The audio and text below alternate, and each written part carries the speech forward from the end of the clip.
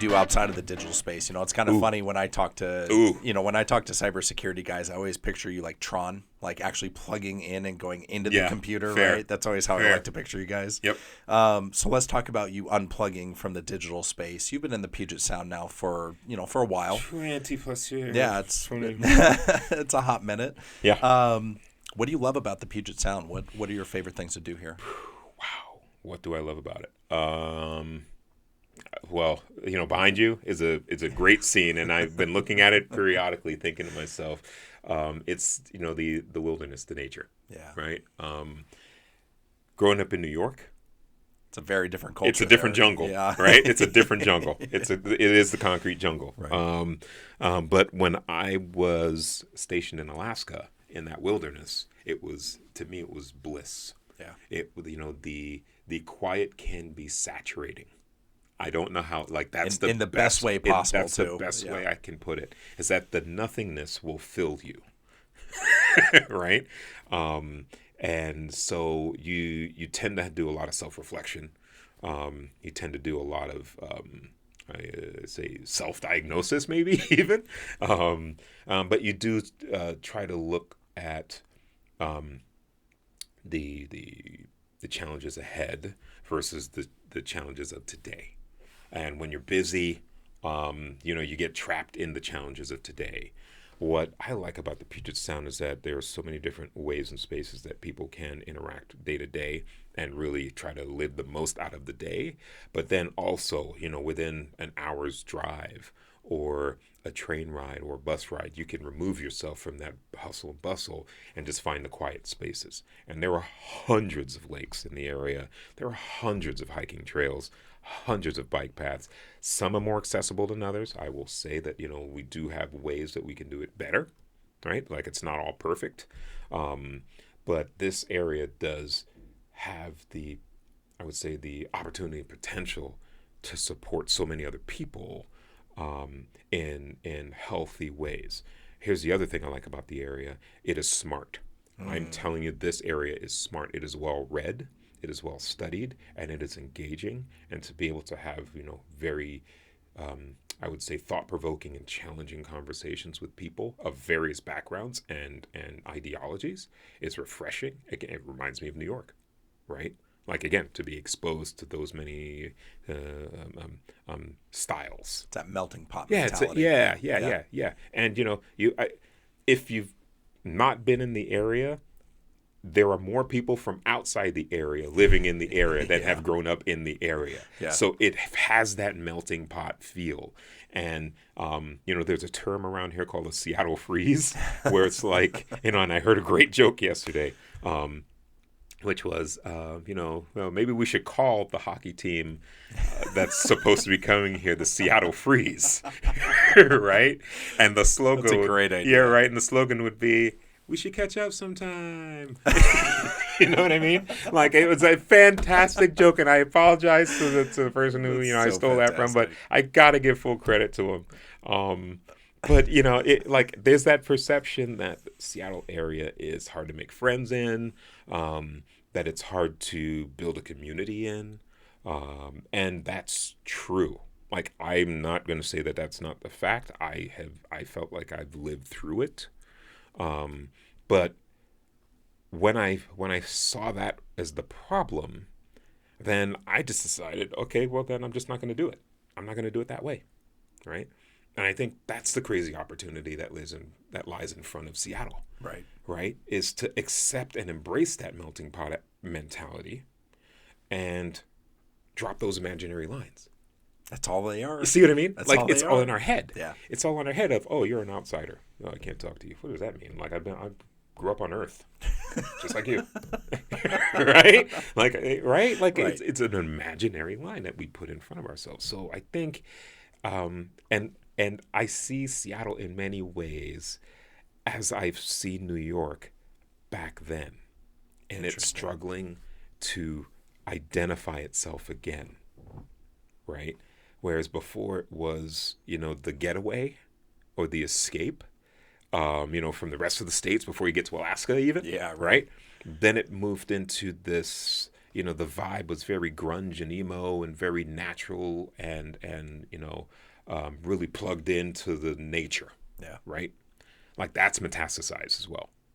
That is still has its pockets, you know, so that I would say the legacy hippie culture, right?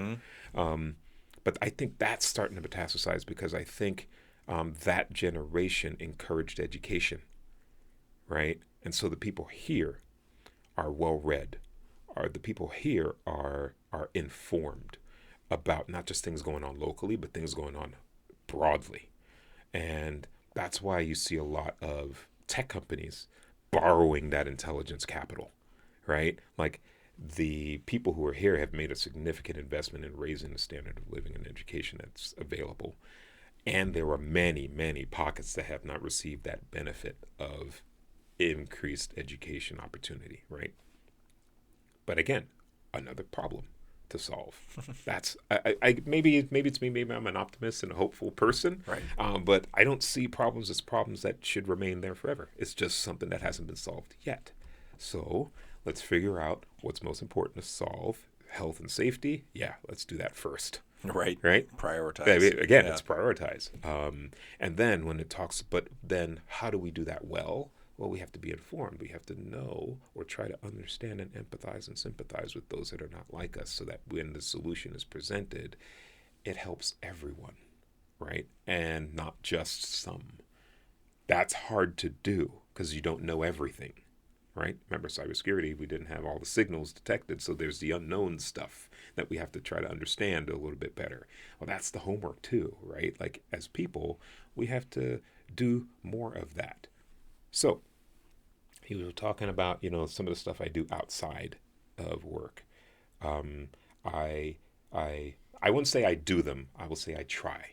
There you go. Okay. I don't do them, so I try. And every day I just try to do a little bit better than I did the day before. I'm not always successful, but I try to be more successful every day than I was the day before, right? Increase my percentage of success, right?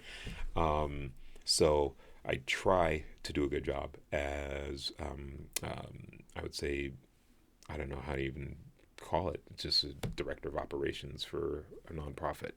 It's Nine Line Veteran Services. You can see us out on the web. But what we've done for the past, 7 years, I want to say it's 7 years. Whoa. And crazy. Yeah. And this is not me experiencing 7 years. I've been a board member for a year or so, just a little over a year. And I've been, I would say, closely related, adjacent to many of the board members for several years and you know, given coaching and mentoring to those leaders. But what they do and what I, as a part of the we now do, is bring several service providers of various industries or different disciplines together at the Tacoma Dome once a year to provide free services to veterans, and with an emphasis on the homeless veteran population.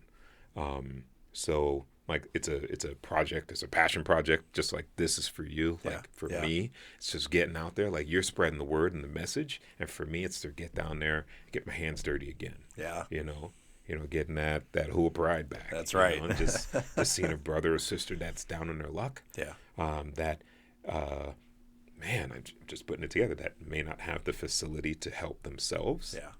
And then just giving them a helping hand. I don't care if you call it a handout. I don't care if you call it a help, but hand up. Yeah. I just want to make sure that they are suffering less and that they feel recognized, that they feel attention, because we all looking for that connection. Yeah. Right. So feel connected. Know that you have a brotherhood and a sisterhood that are always there. Like we're not going anywhere. Remember, we swore. That's right. That's right. And when you have that promise is always there. Yeah. It shows up in different ways. This is just how I think I express it. Is just by giving back to my brothers and sisters. It's huge. Yeah. It's huge. We do that every year. We have the next one coming up. I want to say, and this again top of memory, but May 2nd. Yeah. I want to say in 2020. Yeah. We're going through logistics and the planning now. We formed a committee just recently to get that off and going, and we have a check-in coming up soon. And I say that to the board, like, we got to get this going, right? We got a lot of work to do ahead of us. But every year it's a wonderful fight. And I say it's a wonderful fight to kind of get this organized and bring it together. We work with Pierce County. We work with the city of Tacoma. We work with Harborview and Humana Services, and we work with various. I'm not going to name names because there's privacy concerns there, but several I would say medical and dental providers, dental service providers, to bring free services up to include minor dental surgery to homeless veterans. So if they need a tooth extraction, let's do it. Let's get it done. Dang. Again, serious. Like minor surgeries, you have an infestation. Let's get that thing treated. Let's get it wrapped. Let's get you admitted, because you may not realize that you have services available to you that are at no cost. And maybe that was your barrier for entry. Maybe you thought that you weren't allowed in because you couldn't afford it. And then we were able to provide information to you that realized that's within your budget or free. Right. And therefore, go take advantage of it, right? Like, it's there for you to consume. That's part of the compensation of being a veteran. That's right. So let's get you plugged in. So we're not bringing the service to you directly, but we are trying to get as much information to share with you to enable you to suffer less and to put you in a better position to contribute more to the community. Hey guys, thanks for watching this week's episode. We hope you really enjoyed it. If you love the people and stories of the Puget Sound, please support this podcast by reviewing us and rating us on Apple Podcasts. Stay tuned next week as we continue to curate the underground.